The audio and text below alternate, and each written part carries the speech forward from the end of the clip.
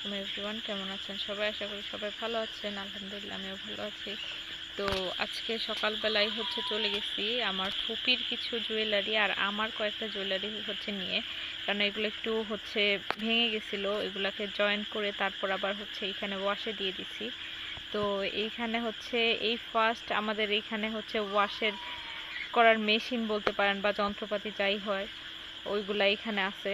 তো অন্য সব সময় নরসিংদী থেকে ধোলাই করে নিয়ে আসতে হয়, তো সেজন্য একটু ভিডিও করে রাখলাম। আমার দেখা এবার ফার্স্ট আমি দেখতেছি যে ওরা ধোলাই করতেছে। তো ওই তো দেখা যায় একটু আগুনের মতো বা ধোঁয়া উঠতেছে, ওইখানে নাকি এগুলাকে কিভাবে পোড়ার পর কিভাবে ওয়াশ করে, ওয়াশ করলেই একবারে সুন্দর নতুনের মতো চকচক করে। তো উনি বলতেছিল যে আগে ওরা নরসিংদী গিয়ে করতো, কিন্তু এখন নরসিংদী গিয়ে ধোলাই করতে হয় না, এখানেই হয়। তো ইমার্জেন্সি কোনো জুয়েলারি বানাইতে দিলে আগে করা যাইতো না, কিন্তু এখন সেটা করা যায়, উনি সেটাই বলতেছিল। শুধু হাতের বালা বা যাই বলেন চুড়ি ওইগুলা ছাড়া ওইগুলা নাকি 3-4 জন লাগে। তো সেটাই উনি এখন আমাদের সেইগুলাই বলতেছিল। তো আমার এটা ইউনিক মনে হচ্ছিল, তো তাই আপনাদের সাথে শেয়ার করলাম।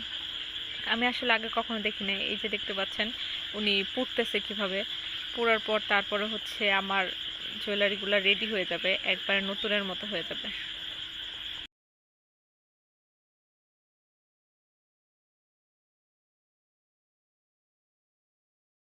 তো এই তো আমার জুয়েলারিগুলো একবার নতুনের মতো হয়ে গেছে।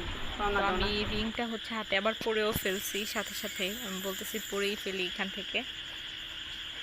তো বাড়িতে আসার পর বিকেলবেলা প্রচুর বাতাস শুরু হয়েছিল। তো এখানে আম্মুর সব কিছু পর্দা বাতাস প্লাস বৃষ্টি পর্দা উঠে দিচ্ছিল, এটা আমাদের ফার্মে। তো আমি দাঁড়াইছিলাম, কারণ আমি ভেতরে ঢুকতে পারতেছিলাম না, কেননা জায়গাটা অনেক উঁচু আর আমি এগুলো পারিও না। আম্মু সব করে দিচ্ছিল, আমি শুধু দাঁড়াইছিলাম। আমার আব্বু বাসায় ছিল না, আর আমার ভাই খেলতে গেছিল, তো সেজন্য আম্মুকেই করতে হয়েছে, আর আমি একটু করে দিছিলাম।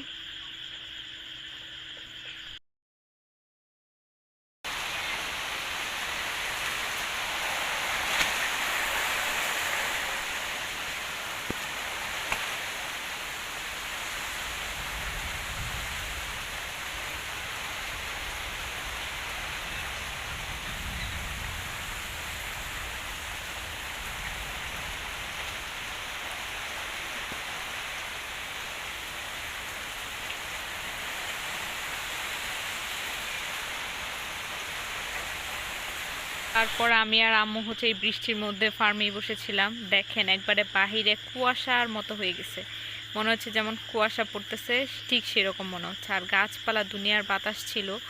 তো পরে আমি একটু ভিডিও করলাম বসে বসে।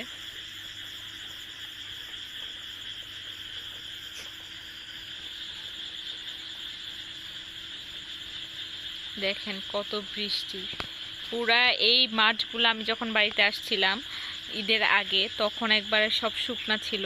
এই কয়েকদিনের বৃষ্টিতে টানা একবারে সব পুরা নদীর মতো হয়ে গেছে, মনে হচ্ছে যেমন দূরে তাকাইলে যেমন একটা বিল বা অন্য কিছু এরকম মনে হচ্ছিল। তো এই তো দেখেন এগুলা কিন্তু সবই ধানের জমি। তো এখনো ধান লাগানো হয় নাই, দেখেন সব একবারে পানিতে ডুবে গেছে, আইলগুলো পানিতে একবারে ডুবে গেছে। তো এত বৃষ্টিতে ঘর থেকে বের হওয়ার কোনো সুযোগ নেই, সেজন্য আজকে আমার ঢাকাও যাওয়া হইল না। তো আজকের ব্লগটা এখানেই শেষ করব। সবাই ভালো থাকবেন, সুস্থ থাকবেন, আমার চ্যানেলটা সাবস্ক্রাইব করবেন। আল্লাহ হাফেজ।